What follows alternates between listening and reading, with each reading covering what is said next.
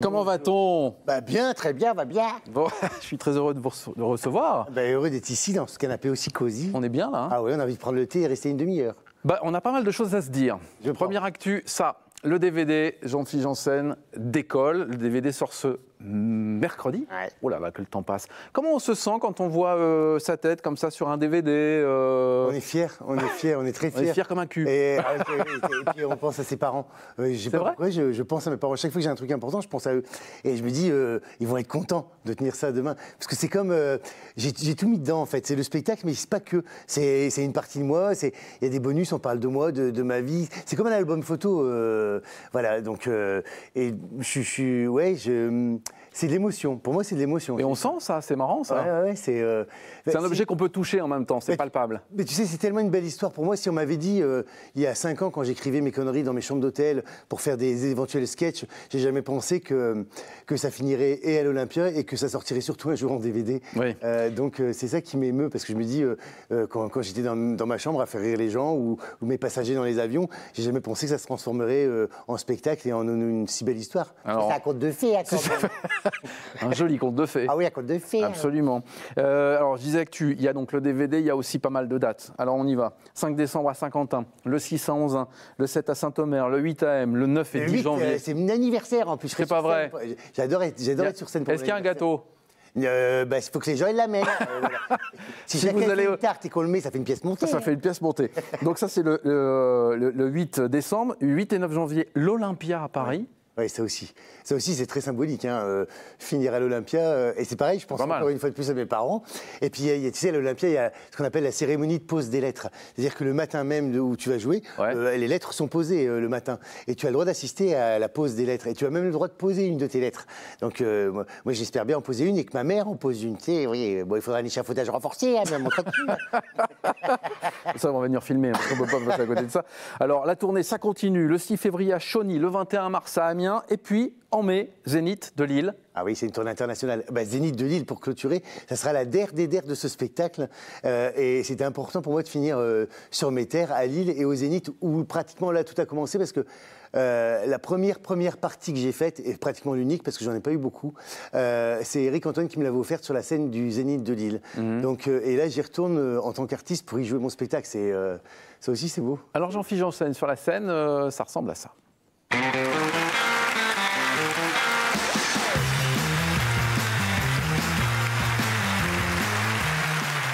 J'ai toujours rêvé d'être pilote, moi. J'ai toujours rêvé de dire « À vous la tour, ici l'avion, à vous la tour, ici l'avion !» J'étais tellement conne, je suis une hôtesse de l'air. Je dis poulet, poisson, poulet, poisson. Et j'ai gommé mon accent, je parle bien, je fais « Bonjour, bienvenue à bord !» Et puis de temps en temps, ça revient. Un verre d'eau, hein. Depuis quand recrute des paysans dans les avions? Depuis qu'on transporte des bœufs.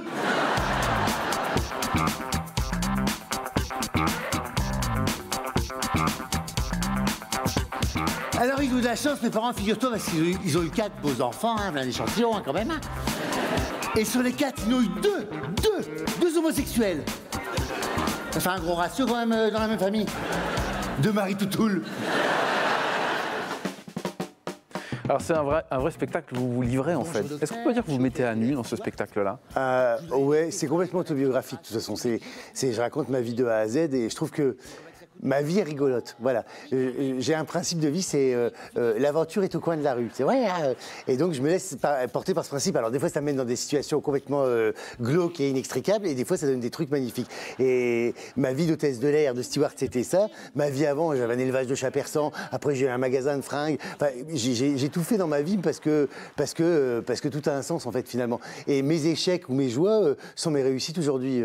Et comment vous êtes passé de l'avion à la scène? Un hasard. Comme je suis passé d'un magasin de fringues à l'avion, à un hasard. C'est-à-dire que c'était pas prévu, je l'avais pas prévu.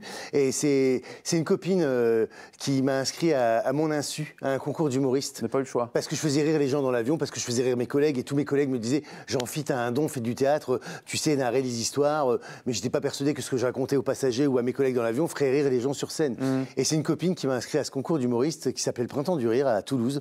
Et il y avait 900 candidats au départ. J'y suis allé avec mes 10 minutes de sketch et j'ai fini finaliste. Je n'ai pas gagné. et j'ai fini finaliste. Mais là, je me suis dit, tiens, il se passe quelque chose avec ce que je raconte, ça intéresse les gens. Et j'ai commencé à écrire mes premiers sketchs comme ça. Qu'est-ce que vous avez ressenti la première fois que vous étiez sur scène, du coup? Ah ouais, la première fois, je me souviens, c'était un tout petit théâtre à Paris qui s'appelait The Artist. Il y avait 30 places dans le truc. C'est mes collègues d'Air France qui remplissaient la salle parce qu'ils m'ont encouragé, qu'ils voulaient absolument que j'aille dans cette voie-là. Ouais. Et puis, comme il y a 15 000 hôtesses et stewards Air France, c'était facile de remplir. Oui, là, il y a du public. Mais ma première fois, j'étais tétanisé et je me souviens, il y avait des contrepans de rideaux sur la scène et j'avais mis plein de petites post-it avec des mots-clés au cas où j'aurais des trous. Mais il y avait tellement de post-it que même quand j'avais un trou, je ne trouvais pas le bon post-it. Donc j'étais tétanisé, mais tellement fier en même temps. Alors il y a eu plein de choses, plein de rencontres aussi. On vous entend beaucoup à la radio chez Laurent Ruquier, avec les grosses têtes. Est-ce que c'est ça qui vous a propulsé, je dirais? Je commençais à avoir une existence dans le microcosme parisien de l'humour, qui est un milieu assez compliqué quand même, je dois le dire. J'étais le cul entre deux chaises, quoi dire, parce que j'étais encore dans les avions et au théâtre, et donc je partais en vol et je rentrais de vol, j'allais jouer au théâtre. J'ai fait les deux pendant à peu près un an. Au bout d'un an, j'ai fait un petit burn-out, et donc je me suis dit qu'il fallait choisir un moment. Il fallait que je choisisse, oui, parce que au bout d'un an, je pleurais parce que je trouvais pas ma deuxième chaussette. Et je me dis, c'est pas normal, on ne pleure pas pour une chaussette. Donc, alors là, il faut se poser des questions. Oui, c'était une burn-out, comme ils disent. C'est ça. Et du coup, là, je me suis positionné. Mais ça, je sais pas, ça. C'était quoi la question? Je sentais qu'il était en train de partir. Il est en train de partir. Non, je parlais des grosses têtes. Oui. Est-ce que c'est ça qui vous a révélé ou pas spécialement? Oui, ça a fait un travail. Je parle auprès du grand public. Oui, en 2 émissions, ma vie a changé. Je me produisais dans un théâtre parisien où il y avait 70 places, qui s'appelait le Beau-Saint-Martin. Je peinais à remplir. Je me souviens, ma première parisienne, où j'appelle Stéphane Plaza en lui disant Stéphane, c'est plus possible, il faut que je retourne dans les avions. Il y a 15 personnes dans la salle, dont 5 invitations. Et Stéphane me dit, mais tiens bon, ça va aller. Et Laurent Ruquier m'appelle au mois d'octobre, me propose de faire les grosses têtes. Je fais les grosses têtes. Et en 2 émissions, on passe du petit théâtre de 70 places au grand point virgule, 500 places 3 fois par semaine. C'était une fulgurance, ouais. Les grosses têtes, ça a été une fulgurance. Est-ce que vous avez quand même toujours gardé cette relation avec votre vie à vous, votre vie d'avant? Votre mère, vous en parlez beaucoup. Est-ce que vous avez réussi à garder les pieds sur terre? Ah non, j'ai renié tout le monde, et puis je suis parti vivre à Las Vegas, dans un château. Hein. J'ai remplacé Céline Dion. Non, mais on peut se laisser embarquer par justement cette folie. Non, c'est vrai qu'il y a un truc où ça va tellement vite. Mais moi, j'ai un truc en plus judéo-chrétien. Je me disais que c'était pas normal, voilà, que ça aille si vite. J'étais habitué. Oui, non, mais j'étais habitué à la galère. Donc je me disais, c'est pas normal, on va me le reprendre, ça va trop vite, ça va trop vite. J'ai un jour, il va y avoir un huissier devant la porte, il va venir me rechercher tout ça. Je sais pas. Donc j'ai eu besoin de me renforcer mes bases. Donc je me suis rapproché encore plus de ma famille, encore plus de mes amis d'enfance, parce que je voulais un truc solide autour de moi, des gens qui m'avaient toujours connu, et j'ai pas changé, j'ai gardé le même appartement que quand j'étais steward, je n'ai pas de limousine. Un mythe est en train de tomber. Non, une mythe si tu veux, mais... Bon, vous allez passer un vrai bon moment avec Jean-Philippe Janssen. Alors il y a plein de dates, elles s'affichent sur votre écran, pas loin de chez vous, peut-être l'Olympia, donc ce sera au mois de janvier. Janvier. Ouh là là. Et puis les Zéniths de Lille au mois de mai. Oui. Super, le DVD, le voici les amis. Merci beaucoup Jean-Philippe Janssen d'être venu. Merci à vous de m'avoir reçu, merci. Vous revenez quand vous voulez.